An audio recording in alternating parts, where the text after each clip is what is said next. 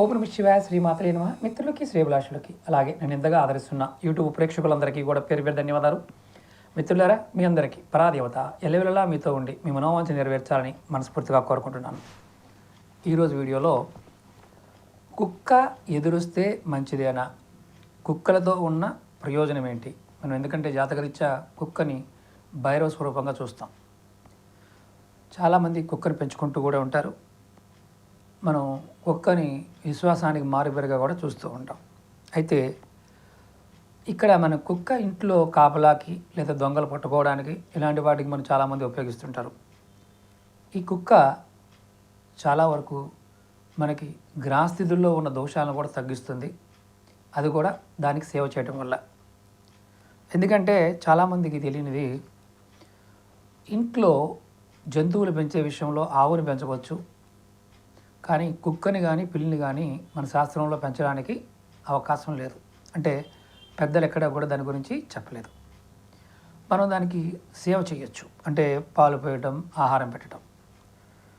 ఎందుకంటే కుక్క భైరవుడికి చిహ్నం. అలాగే ముఖ్యంగా కొన్ని అశుభాలకు సంబంధించిన సంకేతాలను కూడా మనకి ఇస్తుంది అని చెప్పడం కూడా శాస్త్రంలో జరిగింది. కుక్కకి అతీంద్రియమైన శక్తులు ఉంటాయి. ఎన్నో విచిత్రమైన శక్తులు కూడా కుక్కలు చూడగలుగుతాయి. అలాగే కుక్కకి అలాంటి కనిపించినప్పుడు తన ఆహావాల్లో కూడా కుక్క మనకి చూపిస్తుంది. చాలామందికి గమనించరు.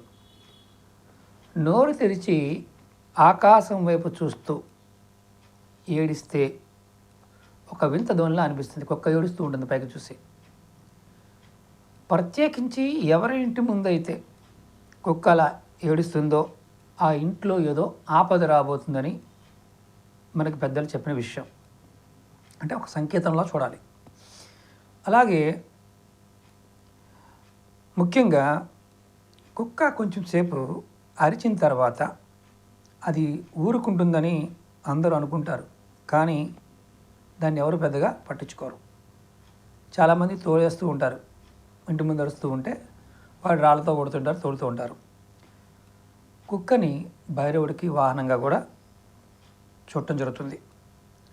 అంతేకాకుండా ఎవరికైనా దెయ్యము, భూతము, గాలి సోకినా, బాధపడుతూ ఉన్నా, తాంత్రిక శక్తుల వల్ల ప్రభావం వల్ల ఇబ్బంది పడుతూ ఉన్నా కుక్కని ఆరాధించడం, అంటే కుక్కకి ఆహారం పెట్టడం, కుక్కని జాగ్రత్తగా చూసుకోవడం వల్ల కూడా ఆ ప్రభావం తగ్గుతుంది. ఇది తంత్రశాస్త్రంలో చాలా గొప్పగా వివరించడం జరిగింది. అలాగే మనం కుక్క విషయంలో చేతనైనంత ఆహారం పెట్టడం, మనకి చేతనైనంత వరకు. అంటే బయట కుక్కలు కానీ వీధి కుక్కలు కానీ బిస్కెట్లు, పాలు ఇలాంటివి కూడా పెట్టవచ్చు. కేతు దోషం ఉన్నా, శని దోషం ఉన్నా తగ్గుతాయి. భైరవుడిని ఆరాధించడం వల్ల దోషాలు తగ్గుతాయి. అలాగే కుక్కలని వాటిని బాధించడం కూడా మనకి భైరవ దోషాలు కలుగుతాయి. వాటికి చాలామంది చాలా ప్రేమగా చూస్తూ ఉంటారు. కుక్కలకి అన్నం పెట్టిన, సేవ చేసిన మంచి ఫలితాలు ఉంటాయి. పెంపుడు కుక్కల కంటే వీధిలో ఉండే కుక్కల్ని ఎక్కువగా మనం ఆలనా పాలన చూస్తే ఇంకా త్వరగా ఫలితాలు ఉంటాయని తంత్రశాస్త్రం చెప్తుంది. అలాగే దోషాలలో ముఖ్యంగా కేతుకు సంబంధించిన దోషాలని ఈ కుక్కని పూజ చేయడం వల్ల ఖచ్చితంగా తగ్గుతుంది. అలాగే జ్యోతిషాస్త్రంలో కూడా ఈ నమ్మకం చాలా బలంగా ఉంది. సంతాన సంబంధమైన సమస్యలతో బాధపడుతూ ఉన్నా మీకు పరిష్కారం లభిస్తుంది. మీకు పిల్లలు సరిగా చదవకుండా, వృద్ధిలోకి రాకుండా బాధపడుతూ ఉన్న తల్లిదండ్రులు కాలభైరవుడు పూజ చేసి ఇలా కుక్కలకి ఆహారం పెట్టడం వల్ల ఖచ్చితంగా పిల్లల్లో విద్యలోనూ వాళ్ళ జీవితంలో స్థిరత్వం అనేది వస్తుంది. సంతానం లేనివారు కుక్కలకి సేవ చేయడం వల్ల మంచి ఫలితాలు కూడా పొందుతారు. అలాగే మీరు ఏదైనా పని మీద వెళ్తున్నప్పుడు ఇంటి నుండి బయటికి రాగానే ఒళ్ళు విరుచుకొని కుక్క మీకు ఎదురు వస్తే ఆ పనిలో ఎటువంటి ఆటంకాలైనా రావడానికి సంకేతం లేదా ఆ పని అనుకున్నది అనుకున్నట్లుగా కాకపోవడం జరుగుతుంది. అలాగే యాత్రలకు వెళ్ళినప్పుడు దేవాలయాలకు వెళ్తుంటాం కదా, అలాంటి సమయంలో కూడా మీరు మీరు మిమ్మల్ని చూసి ఆ కుక్క అరిస్తే మీకు ఏదో ఒక అవరోధం రాబోతుందని అర్థం. కుక్క కళ్ళు చాలా విచిత్రంగా చూస్తూ ఉంటుంది, అది ప్రవర్తిస్తూ ఉంటుంది. శక్తివంతమై కూడా, అంటే కుక్క కళ్ళల్లో కళ్ళు పెట్టి చూడకూడదని అంటారు. కుక్కకు ఎదురుగా కూడా భోజనం చేయకూడదని కూడా శాస్త్రంలో ఉంది. అది మంచిది కాదు అంటారు. మనం తీసుకునే ఆహారం అలా చేయడం వల్ల, ఒకవేళ దాని ముందు తినడం వల్ల అది నిస్సారం అయిపోతుంది అనేది తంత్రగ్రంథాల్లో రాయడం జరిగింది. అలాగే కుక్క ఏదైనా వాహనం మీద మూత్ర విసర్జన చేస్తే ఆ వాహన యజమానికి ధనలాభం చేకూరుతుంది. చాలామంది మార్వాడీలు ఇలా కొత్త వెహికల్స్ పెట్టి బళ్ళ మీద అలా కుక్కలు పోస్తాయని చూస్తారు. మీరు ఏదైనా ఒక యాత్రకు బయలుదేరినప్పుడు, ముఖ్యమైన పని మీద బయటకు వెళ్తున్నప్పుడు కుక్క వచ్చి మీ కాలు నాకితే మీకు ఆ యాత్రలో కొన్ని ఇబ్బందులు కూడా రావచ్చు, వెళ్ళిన పని పూర్తి కాకపోవచ్చు. అలాగే కుక్క తన కాళ్ళతో పొలం తవ్విన, గొయ్యిలాగా చేసిన అక్కడ రైతులకి అమితమైన లాభం కలుగుతుందని ఒక నమ్మిక, ఖచ్చితంగా వస్తుందని కూడా చెప్తారు. అలాగే అక్కడ పంటలు కూడా బాగా పండుతాయని ఒక నానుడి కూడా ఉంది.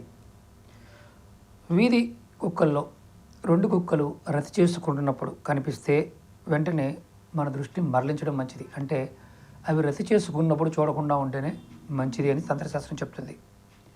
అక్కడ మీరు వెళ్తున్నప్పుడు ఉమ్ము అని ఉమ్మేసి, కుక్క మీద కాదు బయట అలా ఊసి వెళ్ళమని శాస్త్రం చెప్తుంది. ఎందుకంటే అది అశుభానికి సంకేతం. అంటే వాటికి కలవటం కూడా చూడటం మంచిది కాదనేది శాస్త్రంలో ఉండే ఒక నియమం. అలాగే కుక్క పైకి చూసి ఏడిచిన, అలాగే అంటే మామూలుగా చాలామంది కుక్కలు ఒకసారి నీళ్ళల్లో మునిగి, చెరువుల్లో మునిగి వస్తుంటాయి, వచ్చి మన ముందు ఊగుతూ ఉంటాయి, అంటే నీటిని జాడిస్తుంటాయి, అంటే వర్షంలో చినుకులు పడతాయి. అంటే కుక్క నీళ్ళలో స్నానం చేసి వచ్చి అలా ఒళ్ళు జాడించిందంటే వాన పడడానికి అవకాశం ఉందని అర్థం. జాడిస్తే సమ్మర్లో సహజంగా తడి ఎక్కడ ఉంటే అక్కడ పడుకుంటాయి. 2 కుక్కలు వీధిలో పోట్లాడుకుంటూ అంటే మామూలుగా అవి 2 ఖర్చుకుంటూ ఉన్నప్పుడు ఎవరైనా ఆ వ్యక్తికి ఎదురయ్యింది, ఆ వ్యక్తి ముందే అవి గొడవ పడుతున్నాయి అనుకోండి, త్వరలో మనకి వ్యక్తులతో గొడవలు రాబోతున్నాయి అనేది దానికి ఇండికేషన్గా తంత్రశాస్త్రం చెప్తుంది. అలాగే ఎవరింటి వద్దనైనా సరే కుక్క కాళ్ళతో గోడ మీద కానీ తవ్వుతున్నట్టు కనిపించిన ఆ ఇంటికి, అంటే గోడ మీద బీకుతుంటే ఆ ఇంటికి దొంగల భయం ఉందని అర్థం. అలాగే సంధి సమయంలో ఆకాశం వైపు చూస్తూ 4 కుక్కలు ఒకేసారి అరిస్తే, అంటే ఏడుస్తూ ఉంటే ఆ ప్రాంతానికి ఏదో ఆపద రాబోతుంది, ఆ ప్రాంతంలో ఉన్న వారికి ఎవరికో ఆపద రాబోతుందని దాని అర్థం. బురదలో అంటే కుక్కలు కొంచెం సమ్మర్లో చల్లదనం కోసం బురదలో పడుకుంటాయి. అది బురదలో పడుకుని వచ్చి చెవులు ఆడిస్తూ ఉంటే మీకు ఏదో సమస్య రాబోతుందని అర్థం. అలాగే యాత్రకు వెళ్ళే సమయంలో, అంటే మీరు ఏదైనా దేవాలయాలకు వెళ్తున్న సమయంలో వస్త్రం కానీ ఏదన్నా నోటితో ఖర్చుకొని, ఒక తీగ ముక్క కానీ నోటితో ఖర్చుకొని కుక్క ఎదురైతే మీకు మంచి రాబోతుంది, శుభసూచకంగా చెప్పవచ్చు. అలాగే నోట్లో పండ్లు ఖర్చుకొని కుక్క ఇంట్లోకి వస్తే మీకు ఏదైనా పండు, అంటే ఫలాలు, ఫ్రూట్స్ పట్టుకొని ఏదైనా వస్తే ఆ ఇంట్లో గర్భం అంటే పిల్లలకి సంతాన ప్రాప్తి కలగబోతుందని అర్థం. అదొక సంకేతంగా చూడవచ్చు. అలాగే మండుతున్న కట్టెపుల్ల కానీ కర్ర కానీ నోట్లో పెట్టుకొని కుక్క ఎదురైతే ఆ వ్యక్తికి ఆపదలు రాబోతున్నాయి, ఆపదల్లో చిక్కుకోబోతున్నారని అర్థం. అలాగే ఎండిపోయిన ఎముక ముక్కలు కానీ నోట్లో ఖర్చుకొని మీకు కుక్క ఎదురైతే ఆ ఇంట్లో ఉన్న వృద్ధులకి ఆపద రాబోతుందని అర్థం. అలాగే ఈ సృష్టిలో ఉన్న జీవరాశి మొత్తం సమస్తం కూడా ఆ అంటే దేవాది దేవుడు సృష్టించిన పదార్థాలు అన్నీ కూడా మనతో పాటు ప్రతి జీవిలోనూ ప్రతి పదార్థంలోనూ అంతర్గతంగా దైవశక్తి ఉంటుంది. దానిని మనం యంత్ర రూపంలోనూ వస్తు రూపంలోనూ చెట్టు రూపంలోనూ మనిషి రూపంలో కూడా చూస్తూ ఉంటాం. అలాగే ప్రతి జంతువులో కూడా దైవశక్తి అనేది ఉంటుంది. కాబట్టి చులకనగా చూడకూడదు. అలాగే ఏ జంతువును కూడా బాధించకూడదు.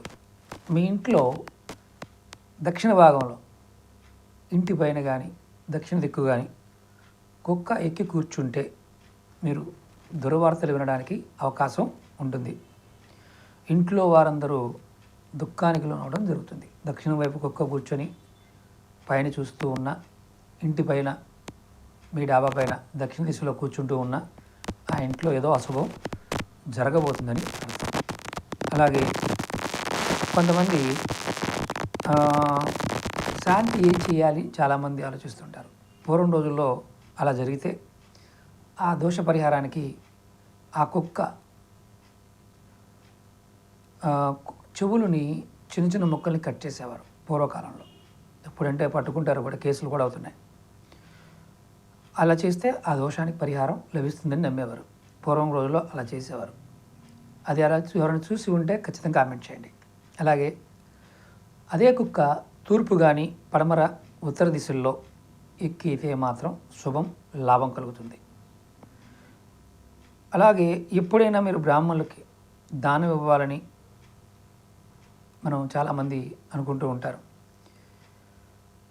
అన్ని సమయాల్లో బ్రాహ్మణులకు దానం ఇవ్వాలి రూల్ ఏం లేదు శాస్త్రంలో. మీరు మీ చెల్లెళ్ళకి, మేనల్లుడికి, మేనమావకి, మేనత్తలకి, అలాగే దరిద్రంతో బాధపడుతున్న వారికి కూడా దానం ఇవ్వడం వల్ల 1,000,000 రెట్లు ఫలితం లభిస్తుంది. అలాగే ఇవన్నీ ఎలా ఉంటాయంటే, మీరు ఏదైనా సరే చెయ్యాలి, చెందాలి అనుకున్నప్పుడు కుక్కని ఆరాధించడం వల్ల రాహుకేతువుల యొక్క ప్రభావంతో పాటు శని ప్రభావం కూడా తగ్గుతుంది. కుక్కగా ఆహారం పెట్టడం వల్ల కూడా మంచి ఫలితాలు వస్తాయి. నెక్స్ట్ వీడియోలో మీకు అదృష్టవంతులు కావాలంటే ఏం చేయాలనే వీడియోలో మీకు చెప్తాను. మీకు ఈ వీడియో నచ్చినట్లయితే లైక్ చేయండి, ఛానల్ సబ్స్క్రైబ్ చేసుకోండి, పక్కనే ఉన్న గంట సింబల్ని యాక్టివేట్ చేసుకొని ఈ వీడియోని 10 మంది మిత్రులకి షేర్ చేయండి. ఓం నమః శివాయ. శ్రీమాత్రే నమః.